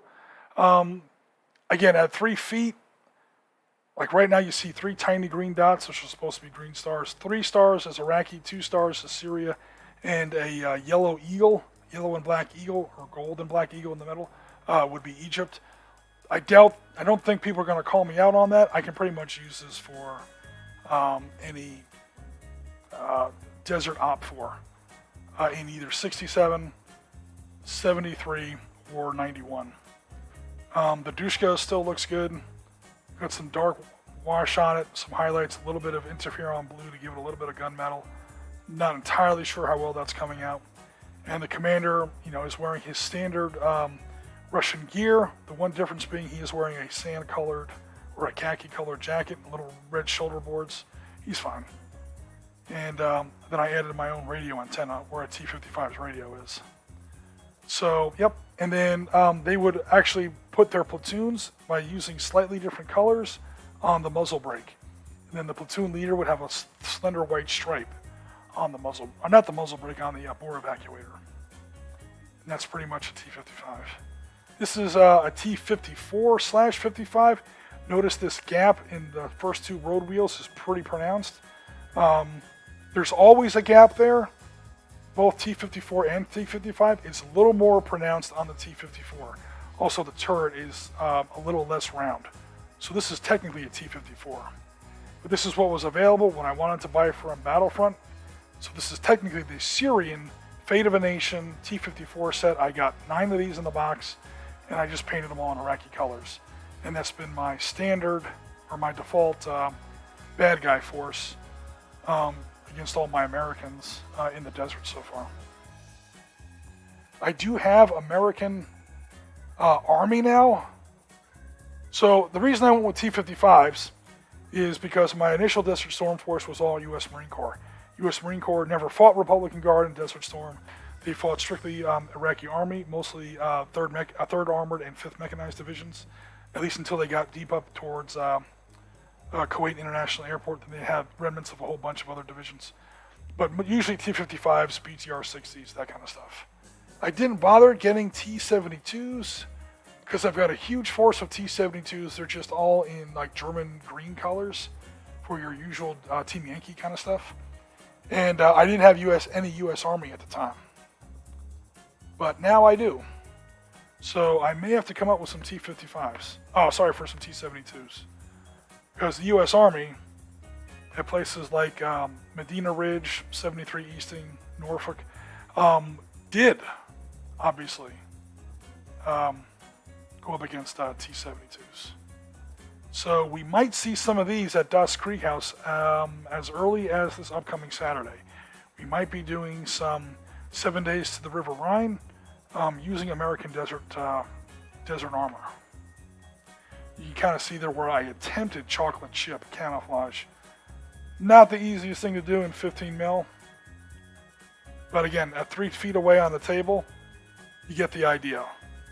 That weird Desert Storm. I say weird, that's the shit I was wearing.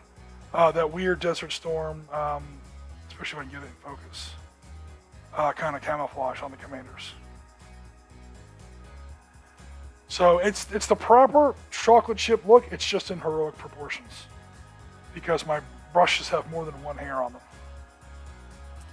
them. And to round out my Marine Force, I mean, I've shown these tanks a couple times already. My M60s. Oh, that's way out of focus. Whoa! Marines did not have the M1 for that campaign. So they still had the old M68 ones. And the Marines had tons of these LAV-25s, which Chris will recognize. I know the Canadians use these. They have a different name for them. But we got, you notice the commander there? Let me get the commander on camera in a good way.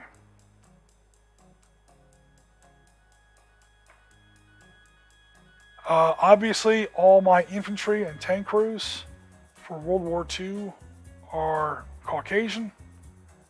Once I get into Vietnam and modern conflicts, that's no longer the case.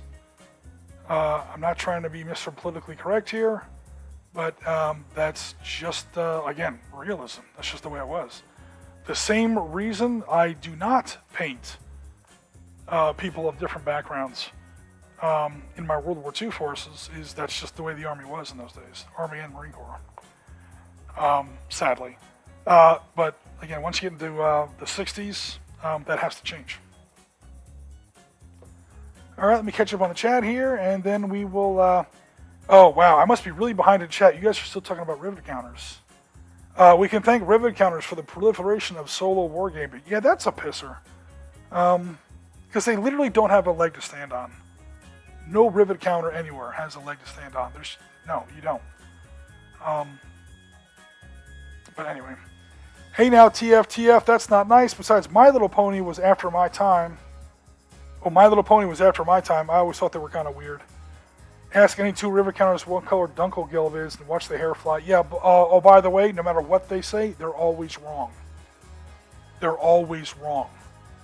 Because guess what? Dunkelgelb come out of the fact it was that kind of paint was usually applied in the field.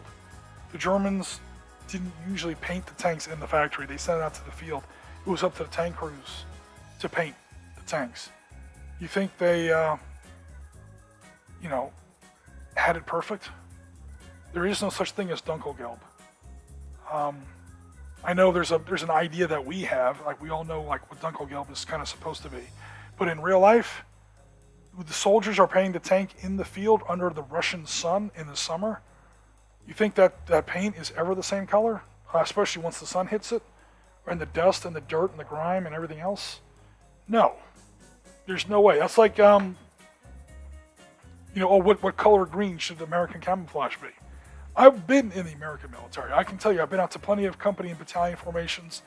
It was every shade of green under the sun because there are these things called washing machines and this thing called starch that they want you to put in the uniforms and everything else. No two Marines ever had the exact same greens, browns, blacks, and tans in their old 1980s four-color BDUs. It's just an impossibility. So this is kind of my point. I mean, there's no rivet counter lasts 5 minutes, especially when you ask them, where are your miniatures? What battle are you talking about? And they instantly crumble because they don't know that much. Probably because they spend too much time arguing about, shoulder boards and Dunkelgelb. I will not get into it. Followed by a 5-minute justified rant. I will give you the Brad. Oh, I'll give you the Bradley, lady. Okay, so now Jim's making fun of me. I won't get into it. 5-minute rant. Justified. Thanks for that. I'll give you the Bradley. I'll be quiet about the Bradley from now on. I'm sorry. Damn chat delay. He was over it, and then the chat pulled him right back to the edge. Cool. I had an MH-53 fly over my house today. That must have been loud. Yeah, exactly. No sneaking in with that thing. Yeah, that's some 120 decibel noise flying over your house right there. The streams are highly entertaining. Cool. Thanks very much, TFTF. Audra says, "What's up, Jim? I don't know what's going on. I'm glad you guys came out to the stream. How you doing, everyone? What's everybody else doing hobby-wise at the moment, John?" That's a really good question, John. What's everyone else doing? You guys are see what I'm up to. It's a lot of grunt work, is the short version. But yeah, good question. What is everybody else up to? Welcome, Audrey. He's a little behind the chat. Audrey, I'm sorry if I missed your greeting. Yeah, I am kind of back from the back on the chat. I just looked it up. That is one weird-looking bird. Yeah, that's a big utility bird. That's for sure. Definitely a big lady. Yeah, that's a big-ass helicopter.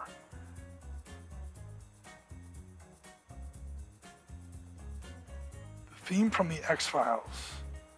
Oh, so if the music for Huey is Fortunate Son, what would it be for the MH-53? I got it. I see the question now. Yeah, the MH-50... Well, does the MH-53 do that much covert work? Or is it the X-Files chat, or the X-Files comment because people tend to think it's a UFO? It's big enough to be. The mix of equipment that will reach Ukraine will create a logistical nightmare. Yeah, none worse than the one for the M1. Because that's a logistical nightmare all by itself. Charlie 2 was a beast. Holy crap, I really am behind on the chat. But the main reason is to jog the Germans to allow the Leopards to go out. Yeah, I still think the Charlie 2 is a better tank than the Leopard 2. The Leopard 2 is more soldier-friendly, less training involved, and I think that's why Zelensky is clucking most about the Leopard 2. He's looking for a very short turnaround time. He wants heavy armor in the field in time for his, we'll see, his advertised spring offensives. Who knows? These days, the Charlie 2 has a newer version of Chobham called Dorchester. It's most likely a different version of Chobham than the M1. It wouldn't surprise me. Again, the British invented Chobham, clearly, and they've always had they're going to naturally put the newest and the best on their own stuff first. Where are the mechs? That's on a different shelf. Okay, so by mechs, are we talking about APCs or are we talking about battle mechs? Because I do have them both. I do have my custom built ones. If I ever get a cash to catch up, he might get them out. Yeah, I've got custom built battle mechs in 1 to 100 scale. So they're like 3 times the size of a Battletech battle mech. But they're kind of back there on the shelf. I don't want to tear them out right now. Also, I'm not entirely sure that's what he's asking about. I don't think I will stay awake too long. It's 2:30 here. Okay, well, sorry if I've missed you, TFTF. I'm reading some World War I stuff now, says John Sowerby. Patty Griffith's book on World War I tactics after the Somme. It's so far removed from the classic view of World War I. Could it be that All Quiet on the Western Front isn't good? It's well shot. It's well acted. It just has nothing to do with All Quiet on the Western Front, the novel. They take liberties with the novel that are very, they're kind of disrespectful. All of the major events happen for different reasons. They happen in different orders. They skip the whole first half of the book. The movie starts in 1917. I don't know when the last time I read the book was. Guys like Corporal Himmelstoss don't even appear. So there goes your whole first act. The reasons for, I won't say, you know what, if you haven't read the book by now, it came out in 1930, you should have read the book by now. The reason for every character death is recontextualized to a whole different thing, and the tactics and equipment. The equipment is right, the way it's used, the tactics used in the battle scenes which are supposed to be some of the most realistic battle scenes ever depicted, they're shit.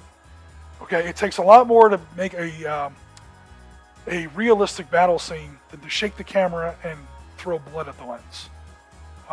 We've all seen Saving Private Ryan. It was 23 years ago. We're not impressed anymore.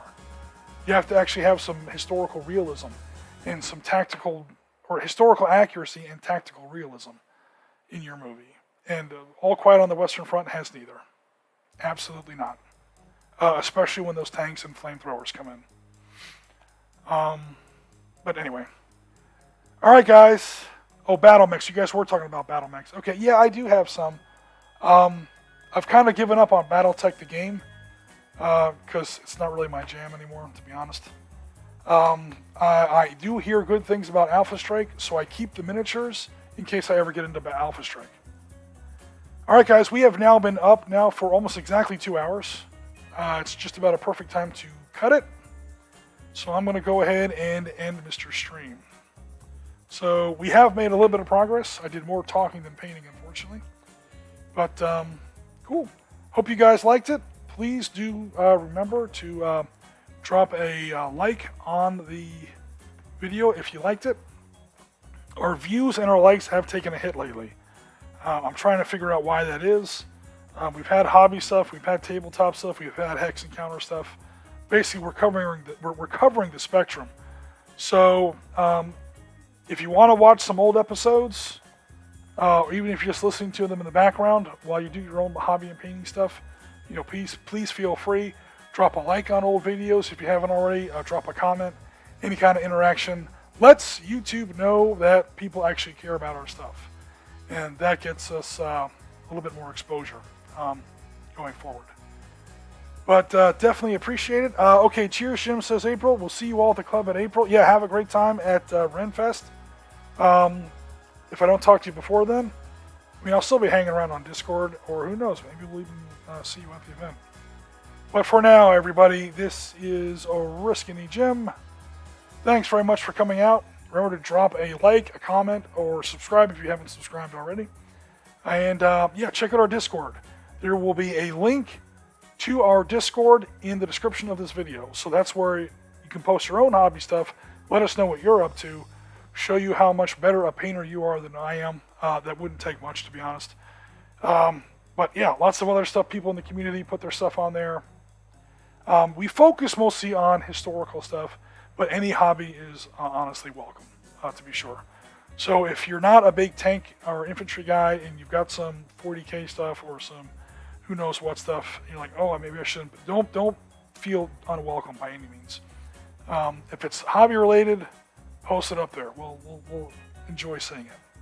But for now, this is Oriskany Jim. We are Rounds Complete Tango. Mike, as always, for watching / listening / putting up with my rants. Take care, everybody. We'll be in touch very soon.